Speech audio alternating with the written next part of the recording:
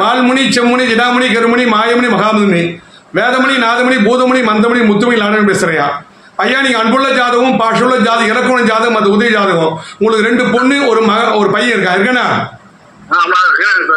ஐயா அரும்பாடுபட்டு பசங்களை வளர்த்தீங்க, எந்த சொகத்தையும் கூலிக்கு வேலைக்கு போய் சம்பாதிச்சு வளர்த்தீங்க.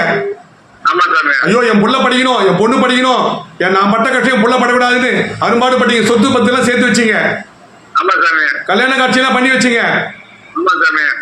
அவன் இஷ்டமா லவ் பண்ணி கல்யாணம் பண்ணீங்கன்னா அதுக்கும் நீங்க தான் பிள்ளை நல்லா இருந்தா போதும் அவன் அப்படின்ன மாதிரி அதுக்கும் ஆமோதிச்சீங்க, அதுக்கும் சம்மதிச்சீங்க.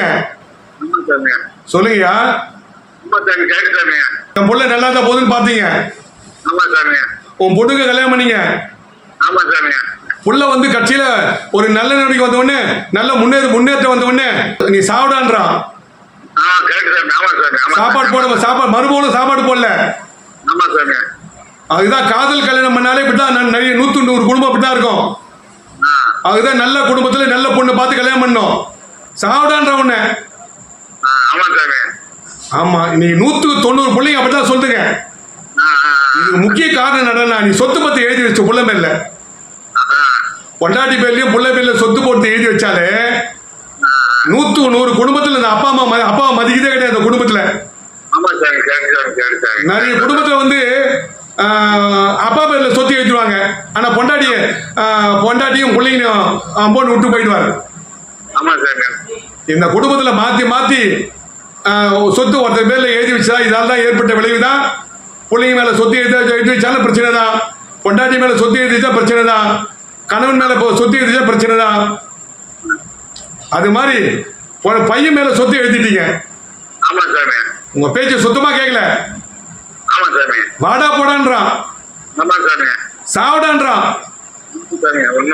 அதாவது என்னதான் பெரிய டாக்டர் இருந்தாலும் ஜட்ஜா இருந்தாலும் அட்வொகேட் இருந்தாலும் தன்னுடைய காரியம் ஆறு வரலும் தான் பிள்ளைங்க காரியம் ஆறு வரலும் அப்பா அப்பா நீதாம்பா உயிர் நீதாம்பா இருக்குன்னுவாங்க. எந்த துறையை சேர்ந்தவங்களாம் சரி அப்பா நீதாம்பா உயிர். ஆனா அப்பாவுன்னு ஒரு பிரச்சனை சொல்ல பிள்ளை எட்டி பார்க்க மாட்டான். உனக்குன்னு ஒரு பிரச்சனை சொல்ல எட்டிக்கிட்டு பார்க்கல, சாப்பாடு போடல, இப்ப அனாத மாதிரி சுத்துற. இந்த நிலைமை நினைச்சு கூட பாத்துக்க மாட்டேன் வாழ்நாள்ல.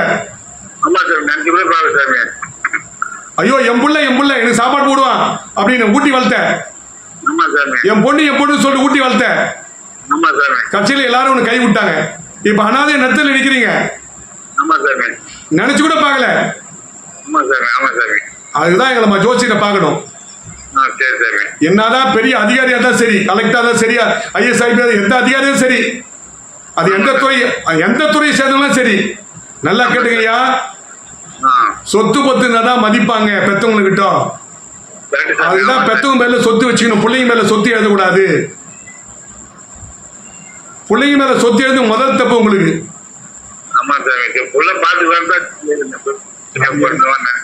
ஐயா எந்த புள்ளையும் பாத்துக்க மாட்டான் அந்த உலகத்துல, அது எந்த பதவி இருந்தாலும் புள்ள பாத்துக்க மாட்டான். அதுதான் எங்கள் ஜோசியுடைய ஆலோசனை கேட்டு செயல்படுத்தணும்.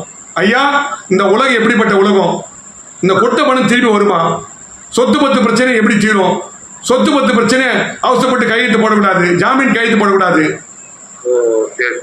ஐயா நான் குத்துறேன் அதை குத்துறியான்னுவான், கொடுக்க மாட்டான்.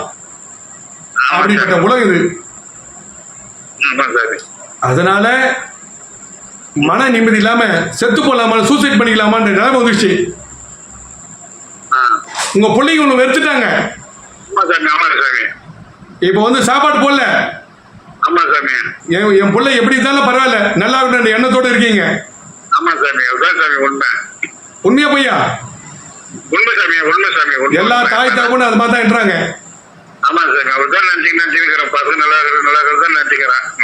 கவலைப்படாதீங்க, இனிமேல் நல்ல தொழில் செய்து உங்களுக்குன்னு ஒரு பண வாய்ப்பை உருவாக்கி உங்க பிள்ளைங்க காலில் விழுற மாதிரி நான் படித்தேன். போதுமா? கண்டிப்பா வரேன் சாமி, சன்னதிக்கு நான் வரேன் சாமி, வர மாசம் 2ஆம் தேதி வரேன் சாமி. கண்டிப்பா இடம் வந்து சந்திக்க உங்க பிரச்சனை தீர்ந்து. போதுமா? கண்டிப்பா வரேன் சாமி, வரேன் சாமி. நன்றி, வணக்கம். நன்றி, வணக்கம் சாமி. வாய்ப்பு.